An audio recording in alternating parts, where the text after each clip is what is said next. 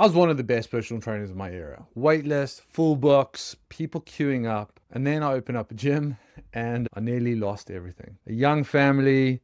I went from successful PT wanting to buy back time and freedom so that I could be around with my family, only to open up this gym and start to go backwards. I had to personal train all the time. I had to try and figure out classes, trying to handle VAT. It was just terrible. And in this video, I'm going to walk you through the 6 mistakes that almost killed my gym so that you don't have to make the same ones. I've now helped over 500 gym owners fix these exact problems, and most of them made the same mistakes, each and every one of them, before they found us. And if you want to know what exactly you need to do to fix your gym, there's actually a free roadmap call in the link below. So make sure you book that before you finish this video. The fact is, we all fall into this trap. There is this delusion that if I'm great at coaching, the gym will work. But the madness is you might have gone from 50, 60, 80, 90 pound an hour personal training and then went and opened up your gym, and it's okay for people to walk in for an average of 5 to 8 pound per session to be in your gym. What on earth happened? Where did we lose sight of what it is we're selling? So being a great coach is actually not a business model. So mistake number 1, the biggest mistake, the mistake I learned the hardest: if you build it, they will come. I got this so wrong. I was fully booked, man. I had wait lists, referrals coming all the way. It was great. And I thought, there's no room for me to stay in this commercial gym, paying a lot of money for rent. I had to always wear the uniform. I used to look at my colleagues and think, they're bringing me down. I want to curate my whole space, really level up. I think we all know that feeling. And then I was, okay, I'm going to go open up a gym. And it was tough, man. I tried several times, failed, eventually found a property, opened up the space, used a personal loan to fund it. And I thought my reputation and quality would do the selling. And it did when I was a one-to-one personal trainer. But the moment you become a gym, the stakes are high, the expectations are higher. It became almost difficult. And I thought, if only they could try us, they wouldn't leave. But the thing is, I was 9 months in and I was like, I've got these members and I'm still personal training and I don't have time and I'm never home for bedtime. What am I doing? So I needed marketing to almost literally physically go grab someone around the neck and drag them into the gym because the marketing was that good and I didn't know how to market properly. And the reality is, the quality of my coaching will retain people, but the marketing is what gets you found, and I didn't do that. Let's tee up mistake number 2. I'm going to put my hands up. I did this so badly. Copying what looked successful. You looked at other gyms on social media, you thought about some of the gyms that are crushing, and you just wanted to copy what they were doing. You didn't really understand the underlying strategy, the core mechanics of the business.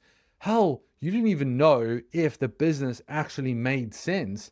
You just thought they're busy, so I'm going to copy that. I did it really wrong. I remember back in 2015, 2016, when I opened up my gym, I was looking at the vibey CrossFit gyms in the States. CrossFit was coming over into the UK. It was starting to really blossom. I also came from a pro rugby background, so the whole idea of bringing strength and conditioning into a group setting was everything that I want to get behind. And then there were some of these real boutique concepts that were crushing. You had your Barry's boot camps.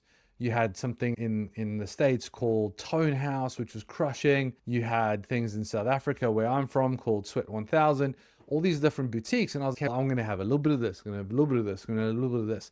And look at me, look how innovative I am. Look at my genius rolling out here. The reality is, I made a Franken gym. I didn't really understand business strategy. I didn't understand the mechanics of running a successful business. And it was all broken.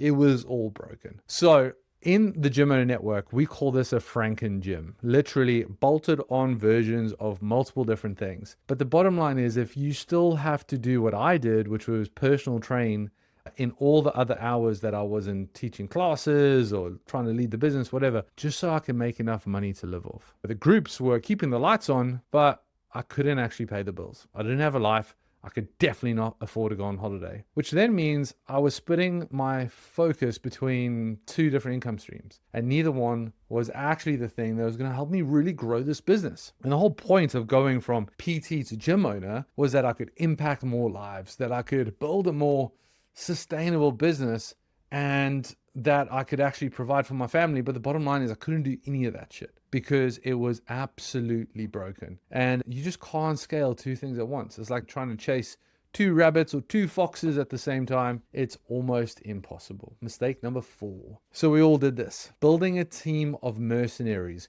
You, in fact, might still be in this position right now. I had these personal trainers that I looked after in the commercial gym who were my clients. But what I did was I trained them and I mentored them. So they were super successful. I had shared my IP, my training philosophy with them. It made sense to bring them over to the business. And then I messed it all up because I brought them in on that relationship that many of us do because it's easy.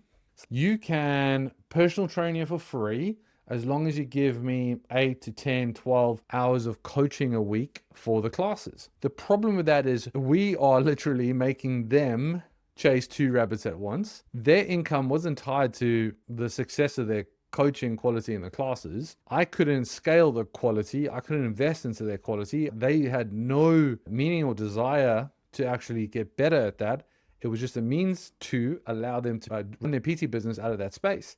And the reality is that it meant that both things failed. And it was then clear and evident that unless I was coaching, people, I just want to train with Jens, which made it worse and worse over time. And the real lesson is we need to make sure that we have a team that is highly invested into the business. As Ollie, founder of March On, who's co-founder of Gym Owner Network, always says is we needed a team to play for the badge on their chest rather than the names on their backs. And this was a really important thing to do because these people, they didn't give a shit about the business, and rightfully because that's not where their bread was buttered from. Cheap team equals a really poor business. And if you think about it in a real principle-led space, it's all about the commitment. We need to commit first in order for them to commit. So committing to building a team, giving them a career, a sustainable growth trajectory is unbelievably important. Mistake number 5, being the bottleneck and enjoying it. This is me down to a T. Somewhere in my lack of self-esteem or my lack of self-worth, I got a real kick out of being the most important player on the team.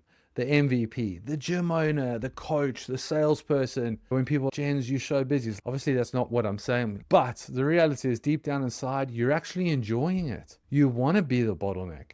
You want to be the person that's crushing. But you know what that is? That's an ego play that's giving you such bad returns. Because what you think is cool deep down inside, even if you aren't aware of it now and you're only aware of it now, is that you're playing small games and you're going to win small prizes. But if your gym only works when you're in it, you haven't built a business, you've just built a job. And maybe this job's worse than it's ever been. You work more hours, you make less money. Hell, it's a pretty bad play if you ask me. So you don't need to feel exhausted all the time. You don't need to feel that you need to suffer in order for success.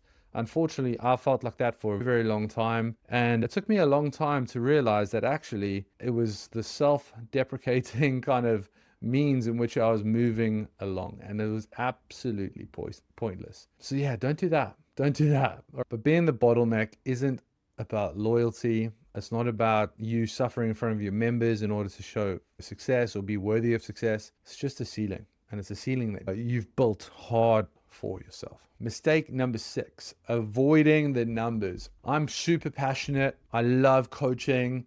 I love the impact that my coaching business was able to have in people's lives. And then members would cancel. I'd get 3 cancellations before month end. And it's the same month that I needed that money to come in so I could pay the VAT. And then you get those 3 cancellations and you're £700 down and you have no idea where the next bit of £1,000 is going to come from to pay the bills. And those emotions then keep you up at night and you can't sleep and yeah, you're just freaking out.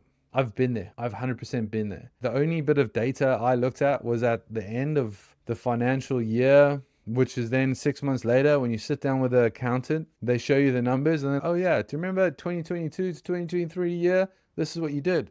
This is the problem. That's the only numbers I was tracking. But I was avoiding those numbers because I was scared to face them. I was avoiding those numbers because I was scared that it would tell me the truth, that the story would be worse. So it felt easier just to avoid it. But there's truth in the numbers. There are evidence of how and where you're spending your time. And the numbers are not the enemy, but ignoring them is. So if we can then embrace these numbers and allow these numbers to start to tell us a bit of a trend, it will transform everything. It goes from being unable to sleep easy. It goes from not knowing how to scale to knowing exactly how to scale. It goes from not knowing where your next clients are coming from to knowing exactly where your next 5 clients are coming from. So the real lesson underneath all of this is every mistake had the same root. Being excellent in coaching is not the same as running a gym. The skill set is different. The thinking is different. I wasted the best part of 12 months doing it wrong. 12 months before I asked for help. And that cost me tens of thousands. There's gym owners who have recently joined Gym Owner Network who spoke to us 18 months ago, were too scared to go all in and face the truth and turn pro. So they spent that next 12, 18 months spinning the wheels, and then they eventually joined. And then they joined, and then 12 months later, we've added the best part of 200 grand in annual revenue to their business. That then means that it cost them 200 grand not to make the commitment a year ago because they were too scared and they just wanted to spin their wheels. The reality is great coaching gets you to the door. Great coaching gets you to open up the space, but it's not going to be the thing that's going to scale the business. The best coaches aren't always the best business owners yet. And that's what I really want you to do is I want you to embrace that idea of yet. So if you're the best coach in your area and your gym still isn't working, it's not your coaching, it's everything around it. That is the real problem. And the good news is it's fixable. If you want to sit down and actually map out exactly what needs to change in your gym, book a free roadmap call using the link below. We'll look at where you're at, where you want to be, and what's actually in the way. There's no pitch, no pressure, just a real conversation. The link is in the description.